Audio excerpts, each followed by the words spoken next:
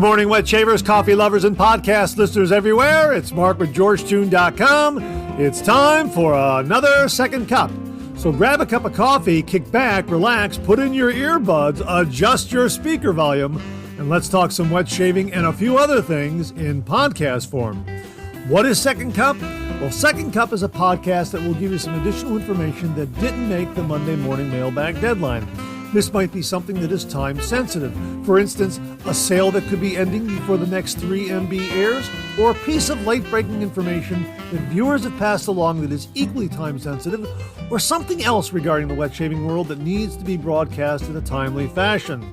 And we'll also have some time to chit-chat and discuss some other things like coffee, movies, streaming shows, books, that sort of thing.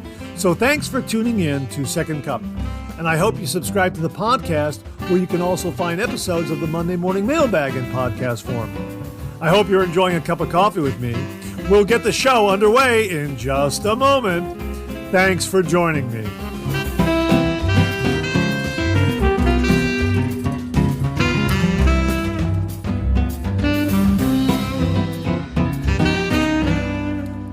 Well, good morning, everyone, and welcome to the October 16th, 2023 episode of Second Cup. How are you this morning? Thanks so much for tuning in. I hope you're enjoying a cup of coffee with me this morning. I have got the old reliable again, Dunkin' Donuts, and I'm using this open house mug that I used last week from 1992. I used it last week, and I'm using it again this morning. Hang on, I'm just going to take a sip here. That's a good hot cup of coffee. I like that a lot. Yeah, well, we'll probably mix up the mugs and the coffees next week. But it's just an old reliable standby that I just happen to reach for. Have you ever done that before? You're looking for a cup of coffee and you just find that old reliable brand of coffee that you like, and you've got a coffee mug that's very, very familiar. Some of you probably have a favorite coffee mug that you always reach for. And it's just like an old pair of jeans or an old pair of tennis shoes. It's just so comfortable. And I've got a couple of those myself. And this one just was familiar. It was just there on the shelf, and I grabbed it, and I'm enjoying a cup of coffee with it. And I hope you're enjoying a cup of coffee with me too. Hey, you know what? I was fiddling around with YouTube, and I happened to notice that they have an option there for podcasts. So I went ahead and I imported all of the podcasts that run on Anchor and Spotify, Google Podcasts, Amazon Music, that sort of thing, onto YouTube. So if you go up to my channel now and you navigate over to where it says podcasts, you'll get a playlist of all the podcasts that I've created since we started doing podcasts, the Monday Morning Mailbag and the Second Cup podcast. Now, everything was imported up to about October 2nd. And I don't know why it didn't import October 9th. I'm not entirely sure. I'm still learning how this part of YouTube works. The other thing that I'm rather concerned about is that it took all of those podcasts and it mixed them in with all the video listings. So when you go through my videos, you'll see thumbnails for the Monday Morning Mailbag podcast and also the Second Cup podcast. So you kind of have to scroll through those, scroll down to see the actual videos, my video reviews and that sort of thing. So I don't know how all this works yet. I might have to refine a few things because I did want to make the Monday Morning Mailbag podcast and these Second Cup podcasts available on YouTube, because I know a lot of folks just love to use YouTube, and they don't really venture far from that platform. They like YouTube a lot. And I thought, well, hey, I'm not streaming any of the podcasts on YouTube, and YouTube has an option to do that. Well, let's go ahead and try that. And it had this universal import routine where you just got your RSS stream, real simple syndication stream, that code, you plug that code in, and you tell you tell the program how many podcasts you want to import. And I said, import them all. And that's what it did. And I was kind of looking it over this morning before we started this podcast. And there still needs to be some refinement done. Now, if for some reason this appears to be bothersome to you, it gets in the way, and it really kind of negates the enjoyment you're having with the channel and the easy navigation, let me know and I'll correct that. And we'll talk about this again on an upcoming Monday morning mailbag, because I want people to have access to all the videos and all the content as easily and as enjoyable as possible. And I'm hoping that adding the podcast will add to that enjoyment and your shaving journey. Let me know via an email, say Monday Mailbag. Just email me at mondaymailbag@gmail.com, mondaymailbag@gmail.com, and let me know. Hang on, I need just a little more. Hang on. There we go. Yeah. My apologies. Just email me at mondaymailbag@gmail.com, mondaymailbag@gmail.com, and let me know how you like the access to the podcast, or if they're getting in the way of the regular videos. So that's what I want to update you on. So we'll pay a few bills and we'll get the show underway in just a moment. Now, if you watched this morning's Monday morning mailbag, you know that we had a discussion in the refill segment about Farmhouse North's aged bourbon and pear shave soap. I did a review with this and got a great shave. Wonderful, wonderful slickness and glide. Really, really beautiful, close BBS shave. And it's an absolutely spectacular scent for the autumn season. However, the lather was not as thick and yogurty as some of the other shave soaps I've used. It was rather more light and meringue-like, as one viewer noted. Now, I was using a scuttle, the Phoenix Shaving Travel Scuttle, and I put in hot tap water, and then I threw that in the microwave because it's plastic and you can microwave it. And I was thinking that maybe the hot water, didn't lend itself too well to making that lather. Nice warm lather, but maybe the water in the scuttle was too hot. Anyhow, I got this email from viewer Bill Murphy, and the subject heading is Farmhouse North's Aged Bourbon and Pear Review. And he writes, "Hi Mark and Farmhouse North. Yesterday I received Farmhouse North's Aged Bourbon and Pear. I just had a shave this morning with it and got a great shave.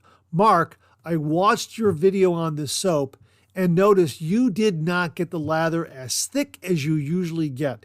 Here is how I got a thicker lather than what you got. First, I want to let you know we have a water softener, so that may make a difference. Here is what I used. I used my collapsible bowl that I got from Sterling Soap, Phoenix Shaving's Peregrino shaving brush, and my Daily Rockwell 6S razor using the number 4, number 3, and number 2 plates. I put about a quarter to a half a teaspoon of soap in the bottom of the bowl and spread it out. Next, I added enough hot water to cover the soap. After showering, I wet the brush and wrung it out. I emptied the bloom water, leaving just a tiny bit in the bowl. Next, I just swirled the brush, concentrating on the center of the bowl until the soap was well lathered. At this point, I did get the same results that you got in your review.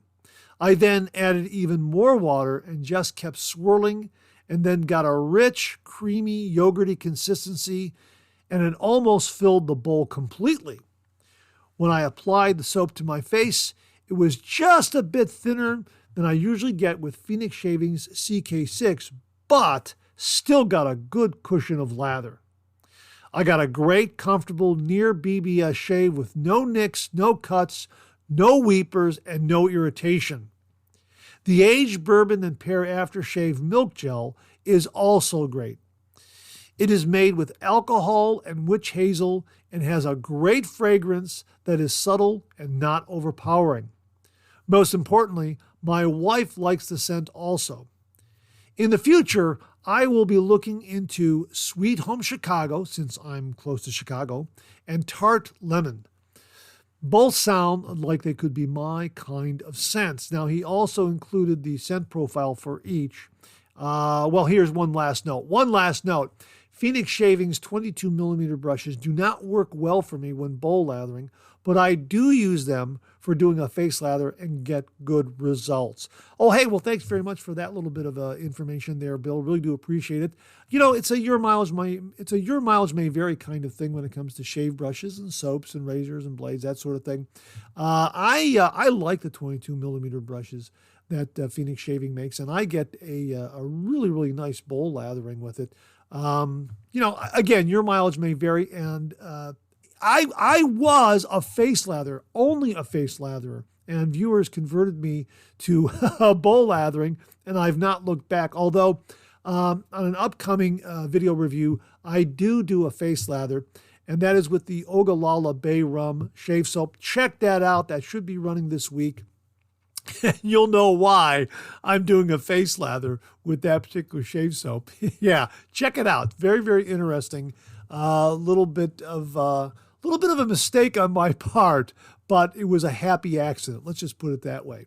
Anyhow, here are the scent notes from Sweet Home Chicago and Tart Lemon. Sweet Home Chicago scent notes are cherry tobacco forward with notes of vanilla, tonka bean, black tea, amber, and woods. Man, that sounds great. And the Tart Lemon scent notes are bright and slightly sweet, and tart lemon will wake you up for the day. Scent notes of fresh lemon, lime, orange, neroli, sugar, vanilla, gardenia. Wow, that is a great scent profile. I'm going to look into that one too. Both of those sound absolutely wonderful. Thanks for the recommendations on those, Bill. Really, really do appreciate it. And thanks for your lathering routine regarding aged bourbon and pear.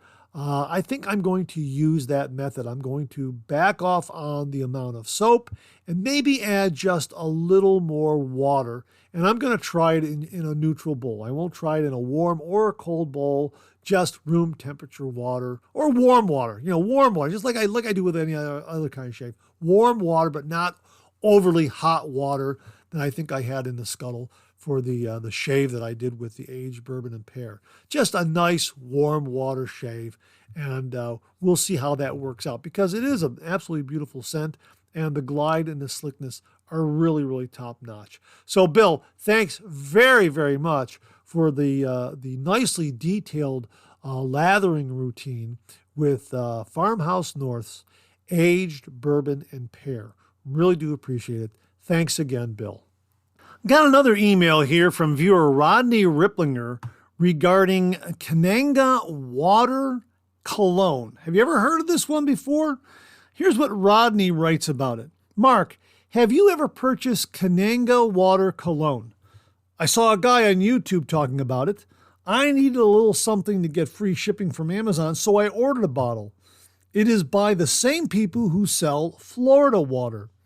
It has a flowery scent to it. Good for an everyday alternative scent. I just got it an hour or so ago. It seems to be a long-lasting scent. One thing I purchased that I really like is Wright's Coal Tar Bar Soap. Paul of Paul H. Films was talking about it during one of his shaves. He said his parents always used it. The newest version of it is not made with coal tar, but has that scent. It is sort of medicinal in a way. A masculine sort of scent, too. No more Irish Spring for me. Amazon carries both of these items. Rodney. Hey, Rodney, thanks very, very much for this. I have not heard of Kananga Water Cologne. I have heard of Florida Water. I've used Florida Water. And the interesting aspect, or the interesting marketing aspect about Florida Water, is its use in spiritual rituals. Really is what it is. If you go up to a WikiHow here on Florida Water, and I'll link this below, they give the entire background about Florida Water use, not so much for shaving, but for religious and spiritual rituals. And I knew this, I kind of knew this, kind of had an inkling of this in the back of my mind when I first bought Florida Water. And I like it as an aftershave. I really do. I think it's got a great scent. And it comes in a long, tall bottle, thin, tall bottle. And here's what this WikiHow says. Things you should know. Florida water is a perfumed water that's used in religious or spiritual rituals. Some believe that it helps ward off negative energy and brings good luck. Use Florida water to cleanse your home, your clothing, or your altars. Spritz it on your body to attract good luck and repel bad energy. How about that? And it looks like Kananga water has the same kind of marketing behind it. Here's what they write about it in the product description on Amazon. Kananga water is a sweet-smelling cologne commonly used to purge negative energies or just enjoy as a pleasant scent. Said to originate from Kananga odorata plant oil. How about that? Now, I like Florida water. I like it as an aftershave, and I've used it in some of my video reviews. I haven't used it recently, but I think I have a new unopened bottle yet, and probably half of another bottle. And you know what? I'm going to use it for my next shave because I really, really do like it a lot. And I just like the good feeling that it leaves me with. So there's a little bit of background there for you on Kananga water and also Florida water. It'll purge negative energies, that sort of thing. That's how they market it. And I find that when I use Florida water, it is very, very uplifting. And I have a nice positive feeling after I use it. So maybe there is something to it. I'm not going to knock it at all. I really, really enjoy using Florida water. I think it's an absolutely wonderful aftershave, a nice change of pace, and you can get both the Kananga water cologne and also Florida water on the Amazon website, and we'll also have a link to the company's website where you can get both of those. I think Florida water is very, very good. As a matter of fact, I really like the scent of it. I really, really enjoy Florida water.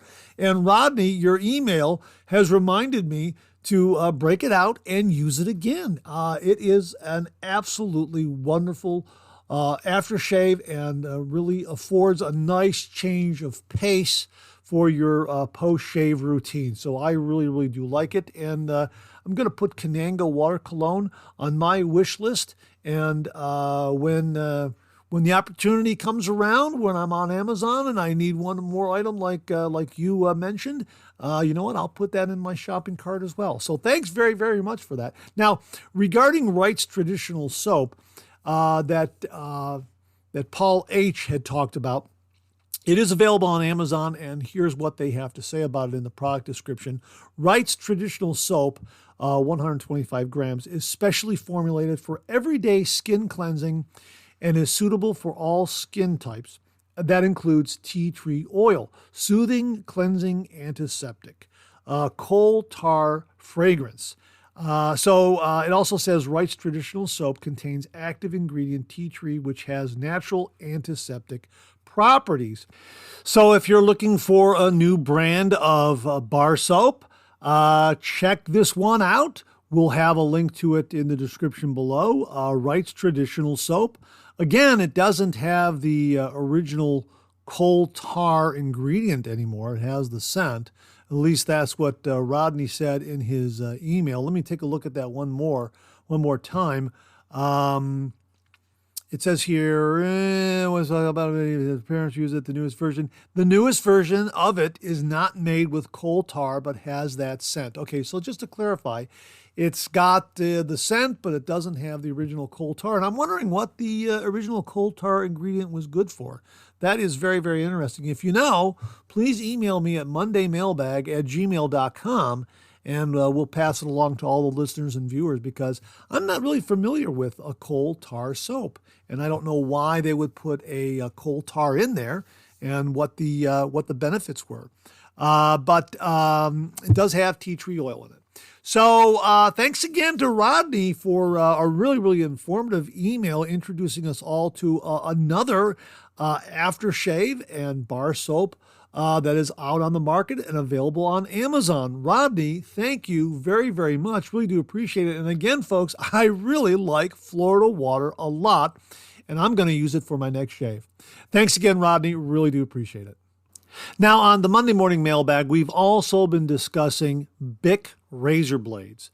Now, these were recommended to me by Chuck Price, and I had a shave with them, did a review, and boy, oh boy, they were terrific. And I've had several shaves with them, and I found them to be very, very sharp, very, very smooth.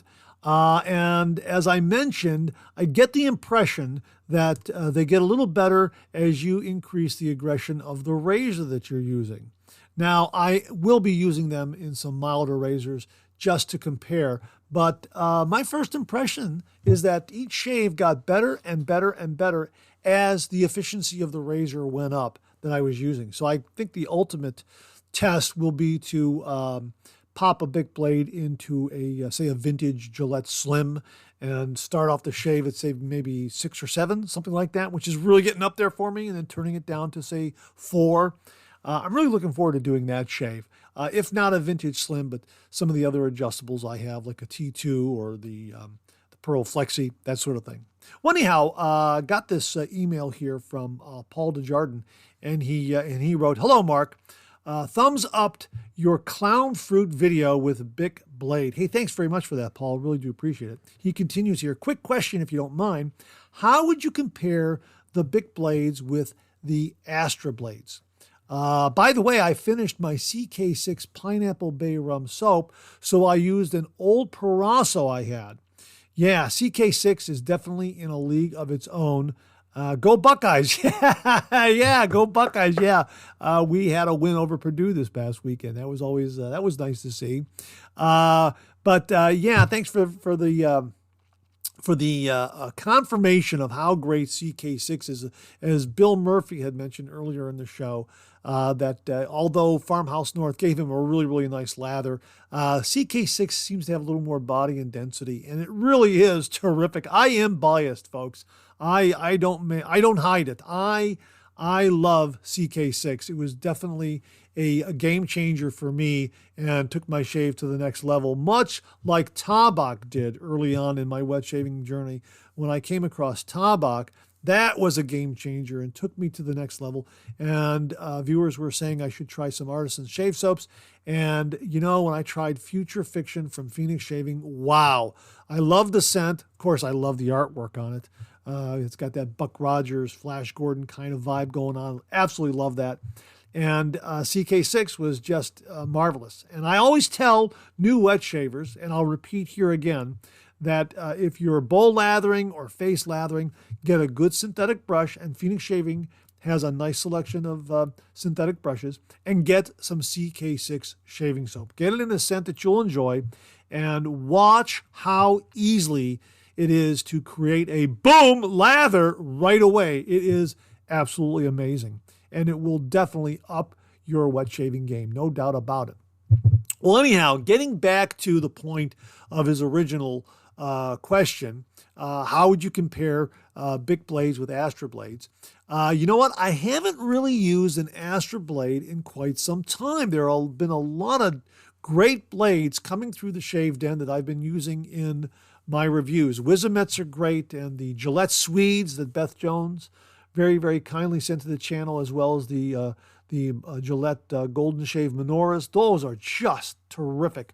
Those blades are wonderful, both the Swedes and the I believe they're called the Golden Shave Menorahs. Boy, those are really, really terrific blades. And you can get both of those, the Golden Shave Gillette Menorah blades and also the Gillette Swedes, at Bull Goose Shaving. And again, my thanks to Beth Jones for very, very kindly sending those along. As a matter of fact, in the 10,000 subscriber prize package giveaway, Beth Jones very, very kindly donated some Gillette Swedes as part of the prize package. It's in the prize package pool is what I'm saying. So yeah, those are great razor blades. So, okay, that's a little bit of a getting off on a tangent here. But how does the Astra compare to the Bic blade? And again, it goes back to the point, a lot of blades coming through the shave den, so I haven't had a chance to use the Astras in a long time. But if memory serves me, both of these blades are smooth. It's just that the Bic has a little more blade feel than the Astra. That's how I remember it. Now, I'm going to have a shave with an Astra blade again. and do a side-by-side comparison. However, I will repeat what I mentioned in this morning's Monday morning mailbag, and it's this. I don't think any wet shaver has had a lousy, terrible shave with an Astra blade. I think universally, all wet shavers out there really, really like the Astra razor blades, or the blade gives them a decent shave. But I don't think anybody hates the Astra razor blade. Whereas with the Bic, it's definitely a your mileage may vary kind of razor blade.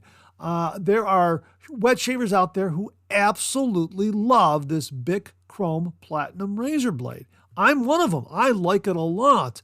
And there are other wet shavers that just put it in the no, will not use ever again category. And we've received comments on both sides of the aisle from those who absolutely love it and those who just do not like it at all. And I think it's the kind of blade that if you don't get a good shave with it the first time out, I think that falls into my rule of set it aside, give it a couple of weeks, 3 weeks, maybe even a month, come back to it, put it in a different razor and give it another go and see what happens. Because sometimes I think we anticipate a certain result, and when that piece of wet shaving gear item doesn't come up to that anticipated outcome, then we tend to think, well, this didn't work for me. So I think you just have to go in, with a neutral attitude. Let's see what happens, kind of an attitude.